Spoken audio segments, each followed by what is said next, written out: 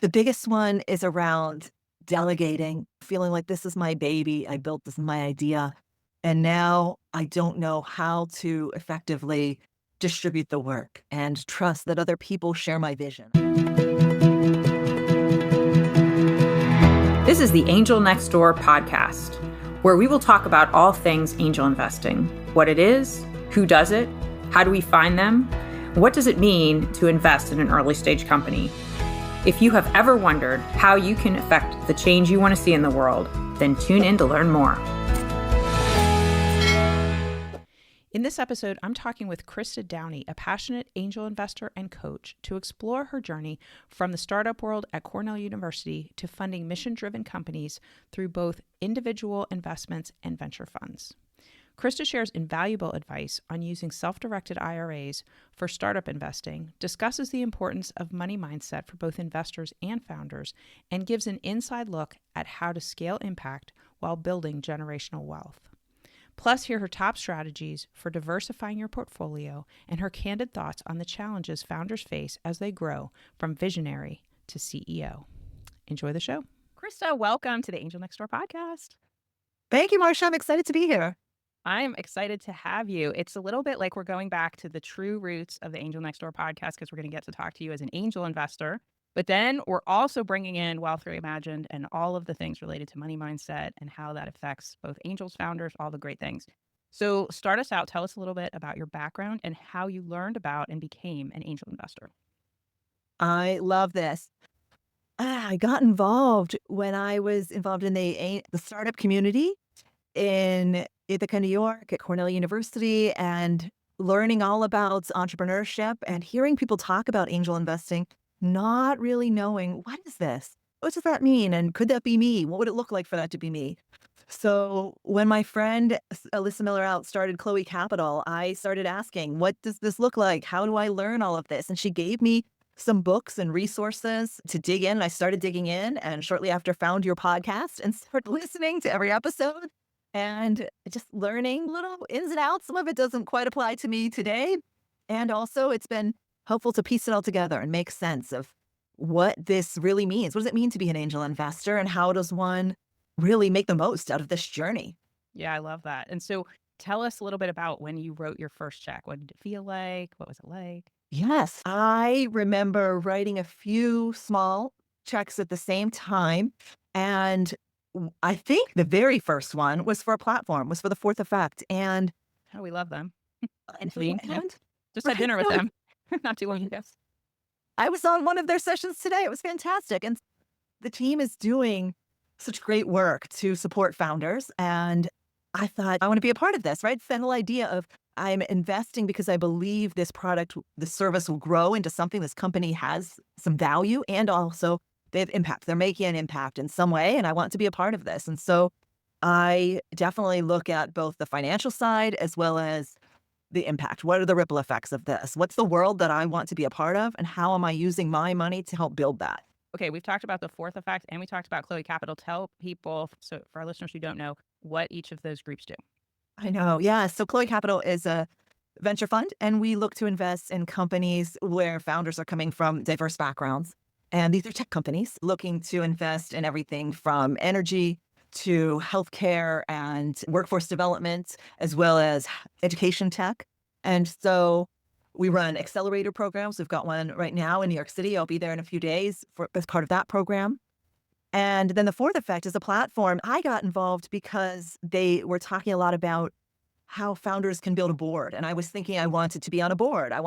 How can I use my skill as a strategic advisor? How can I support startups beyond the coaching work that I'm doing, beyond the angel work that I'm doing, and just looking to spend more time with people that are doing cool things, building cool things, and seeing how I can make an impact. So I joined, and I'm still exploring, just uncovering the different opportunities and ways that people can connect on that platform and learn and grow.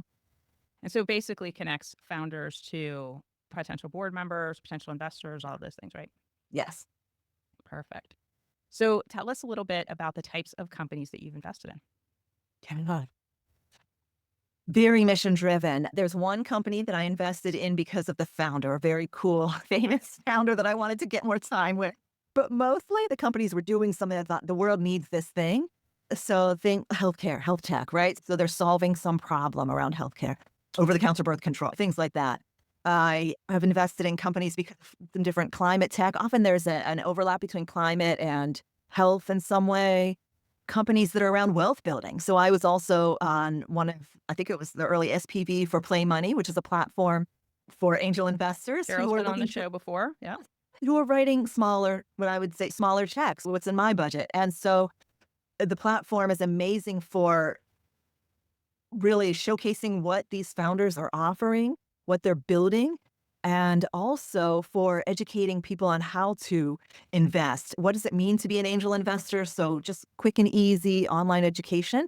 And what I loved was I just discovered their educational piece just as I was getting started with a self-directed IRA and looking at, okay, am I on the right track in terms of investing some of my retirement dollars into startups? So I love that we're helping people to think about angel investing as something that is for everyone, something that everyone can do, many people, right, can do, and also the different ways that one can do that with and build wealth in that way. Mm-hmm. So talk a little bit more about self-directed IRAs. We've talked about it on the podcast before. We haven't talked about it for a while. So tell our listeners who might not know what it is, how'd you do it? Yeah, so Why it's did an opportunity. A self-directed IRA is an opportunity to take your retirement funds from your IRA, either traditional or Roth, and invest them in any number of alternative investments. So for me, I'm focusing on startups. It could be focusing on other alternative assets, real estate, precious metals, art, whatever is of interest to you. And I wanted to invest more money in startups than I had in my checking account each month. And so I remembered back to this Roth IRA, which I remember back in the day setting up a Roth IRA and not really knowing why. I had been that person that straight out of grad school, got a job, started putting money into my retirement. There was the 403B. I worked for nonprofits, so 403B and put in a little extra. I'm now putting, but then one year someone said, oh, you need a Roth IRA. And I didn't really know why, but okay, following along. It sounds like a good move. And then realized a few years ago, I could take those funds and invest them through a self-directed IRA into any number of investments, including these startups that I was really excited about.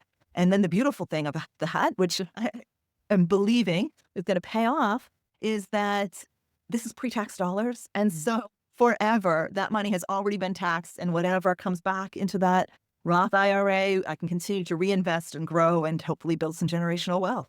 Right. After tax dollars.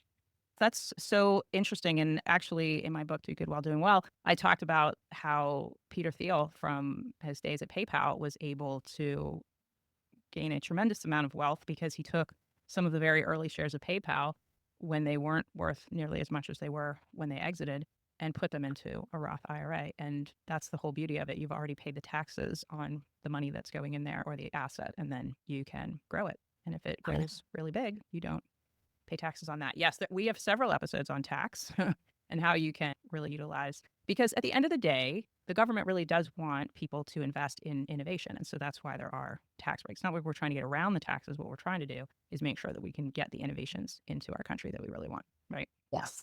Yes. And of course, you don't have to use all of your retirement dollars. You can just use part of it. And I love that you talk about, it seems like you've done quite a good job with diversification, which we talk a lot about here on the show. So tell us your strategy there. Yes. So I do believe in diversification of investments. I'm using just a small portion of my retirement funds and a small portion of my regular income to invest in startups. I'm doing that by investing what I consider small, good for me, amounts in individual companies. And then I've invested in I'm an LP, limited partner, in 3 venture funds. And so then these funds each are investing in a couple dozen startups each. And so through that, I'm getting some diversification.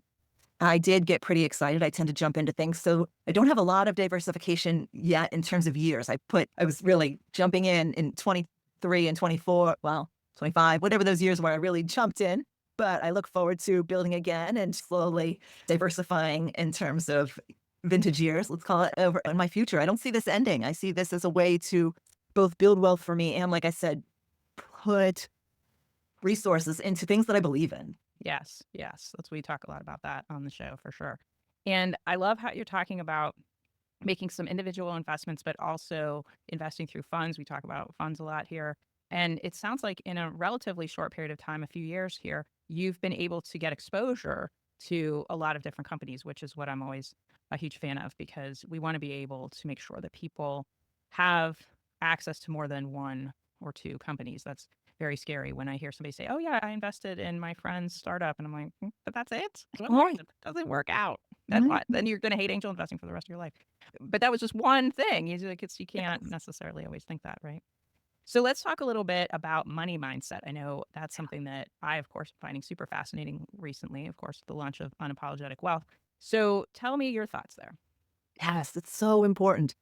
I try to have these conversations at home too. I have a teenage daughter, and we talk about the reframe. Okay, is it that we don't have the money for that, or is it that we are choosing to make other choices? How are we spending our money? How are we spending our time? These are intentional things, and let's talk about it in that way, and let's talk about it in that positive, joyful, optimistic, way, instead of getting down on ourselves about choices that maybe feel we have to make. How about the opportunity if we get to make these choices, right? So that reframe is something that I am still working on as an adult, reframing some of the things that I grew up with, and I'm learning as I'm figuring out what works for me and what doesn't work for me, and also doing my best as a parent to help my daughter with that reframe, because messages about money and many other things in life are coming at us from so many different angles that we need to catch ourselves and to take a minute and say, is this my way of thinking about it? Or is this what someone else has told me or planted a seed that I didn't even realize? Totally.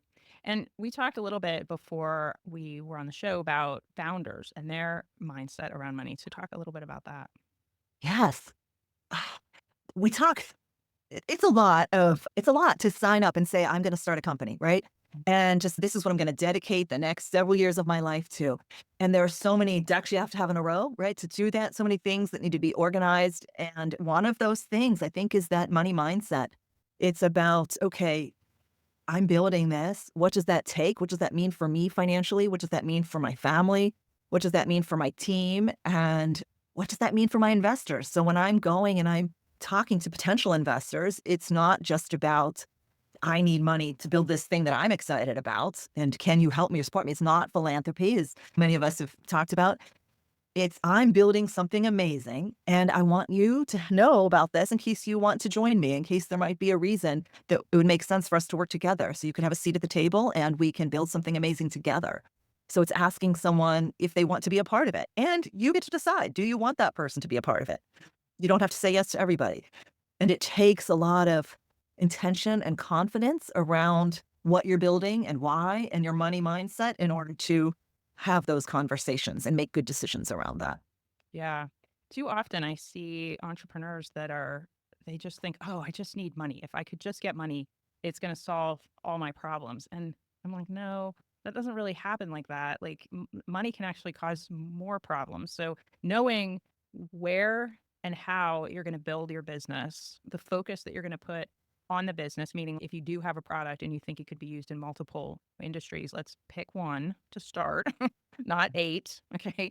And then how are you actually going to build and scale? So I was talking to somebody the other day and I'm like, okay, scalability is really the number one thing that investors care about. That's why they're going to invest in your company, that they see something that is a big problem, very sticky. You have a great solution that is scalable. Yes. Yes. So all of that said with money mindset is, I think, so important. And like also thinking the whole idea of like enough. When is enough? Some people are like, no, I have to raise 2 million, 3 million, $5 million. But is that what you need? What you really need? Do you need all that now? Do you need more than that? Less than that? What is enough? Talk to me a little bit about that. Yes, you're setting goals, you're setting measurable milestones and determining what does it take to get there?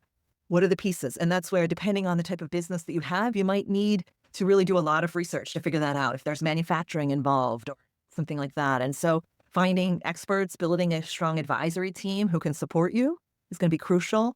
And figuring out, how can I operate lean? What is most important here? What's the balance between making enough money now for myself and my team versus bigger picture, longer term? There's a lot that, again, that confidence with decision making and decision making around money is going to keep coming up. And so feeling comfortable with having those conversations and doing that type of reflection and alignment is important work and something that takes time. Yeah. I also see it with founders or co-founders, 2, 3, who's actually doing what work, and then how is each person being compensated, and is it fair? And if you don't have those really hard conversations early on, it can be really bad down the road, right? Yes, Yeah. absolutely. So that founder agreement, figuring out everything from equity to decision making to what's our plan for exit and what happens if this, that, and the other thing. And in our personal lives as well as in our business life, how does that all come together? These are all conversations about money. Yep. So tell us a little bit about your coaching business and how you help people. Yeah. So very similar in terms of that mindset, and that the identity shift around money is the identity shift around being a founder to then becoming a CEO. And so you were talking about how money doesn't solve all problems. In some ways, money just changes the dynamic. I don't want to say brings up new problems, but certainly when you have investors, you now have people who are expecting a return, a quite nice return, and you need to deliver on that. And so it's not about can you build this exciting thing? It's about can you build a team who then you can empower to lead in each of their respective areas to build this exciting thing? What is your role as now a CEO? And how is that different from being a founder? And how do you approach each day and each week and think about your priorities and your communication style? And there's a lot that goes into that. And the interesting thing that I've noticed from getting involved in this community over the years is a lot of people come at this from a strong technical background. They are an engineer or a physician or have something that they've been doing very well for a very long time. And never in that time have they had to manage a team, and certainly not the complexities of managing a team and managing the financials of it and the growth and scaling a company. And that's where my work comes in, is helping founders to see all that entails and to know that there are resources there. The same way you learned about what a cap table was and a pro forma and all of these things, the same way you learn about fundraising, because most people don't come at it from that background, you can learn about leadership, organizational alignment, strategic clarity, right? So these are things that brilliant people, if you have what it takes to start a company, you have what it takes to become a CEO, and it doesn't just happen naturally. So I'm here to build out some tools and resources to support founders on that journey. I love that. So what are some of the things that you see these very brilliant people getting wrong? Like you keep seeing the same patterns. Yeah. Yeah. The biggest one is around delegating, feeling like this is my baby. I built this, my idea. And now I don't know how to effectively distribute the work and trust that other people share my vision. I don't know how to communicate that vision, trust people with that, figure out where I can best contribute with my strength in the current environment, and still have enough, of my eyes and ears on the work to know that things are going well and we're going down a path, and thinking about accountability and communication and how all of that comes together. Yeah, prioritization, delegation, accountability, communication, it's all tied together, and it just oftentimes gets overwhelming. And that's when people start to feel burnout, and then the whole team starts to feel burnout and confusion. And there's a ripple effect out to the investors. And if you've got a board, sometimes it goes that far as well. And yeah, I would say that's the biggest one. Yeah, delegation is a big one. And that's something that I don't think founders really anticipate, because like you said, they think, well, oh, wait, this is my thing. I have to keep control of this part, and I have to keep control of this part. And they don't realize that if they could start to let a little bit of that go, it'll actually make the whole thing go better. Well, this has been great. Christa, where can people find you? Yes, I'll share my LinkedIn and my website, and people can follow along. And I look forward to connecting with anybody who wants to learn more. Yes, we'll make sure that all that is in the show notes. And we will also link to Shalini's episode on Ready, Set, Jet. Yes, Yeah. since you were the one who referred her, and she has such an interesting company, speaking of brilliant people who are growing amazing things. So we will be sure to link to that as well. So thanks so much for being here, Christa. Thank you. I enjoyed this.